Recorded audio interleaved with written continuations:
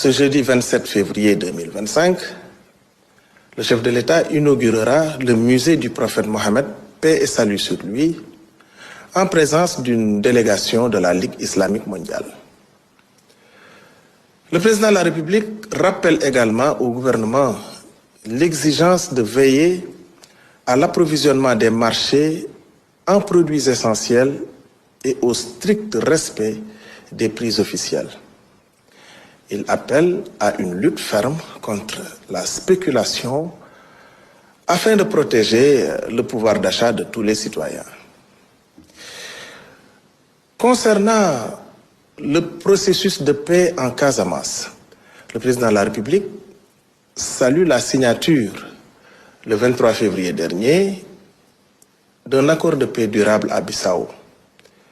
Il exprime sa gratitude envers son Excellence Umaro Sissoko Mbalo, le président de la République de Guinée-Bissau, pour son rôle de facilitateur et adresse ses félicitations au Premier ministre Ousmane Sonko pour son travail remarquable.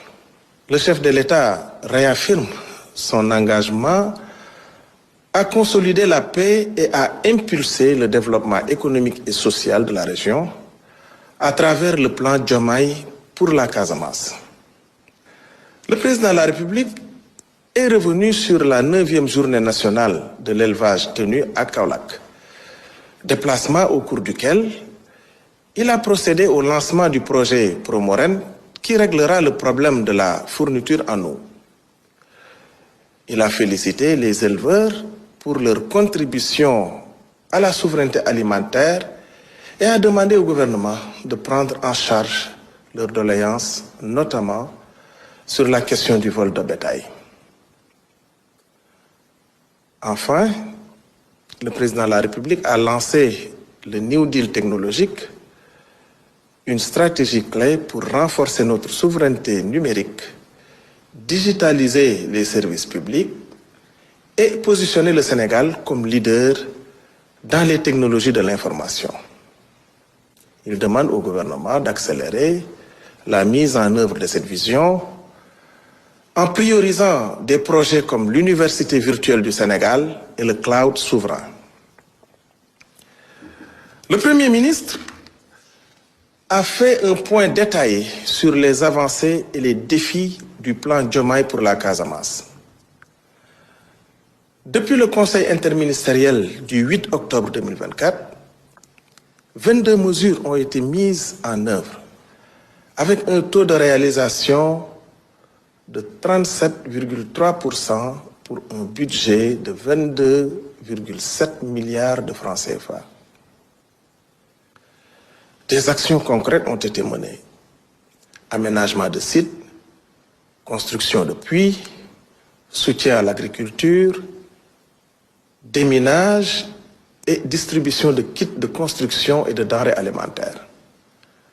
Cependant, des difficultés persistent, notamment dans le déminage et la délivrance des actes d'état civil, où des retards sont à déplorer. Le Premier ministre a demandé aux ministres concernés de résoudre rapidement ces blocages. Par ailleurs, le gouvernement s'engage à rationaliser les dépenses publiques et à réduire le train de vie de l'État. Des audits seront réalisés, notamment sur l'effectif de la fonction publique, et les subventions à l'énergie seront contenues à 2% du PIB en 2025. Enfin, le Premier ministre a annoncé une réunion interministérielle en mars 2025 pour faire le point sur ces questions et a rappelé l'importance du dialogue social avec une rencontre prévue ce jeudi entre le gouvernement et les organisations syndicales. Je vous remercie de votre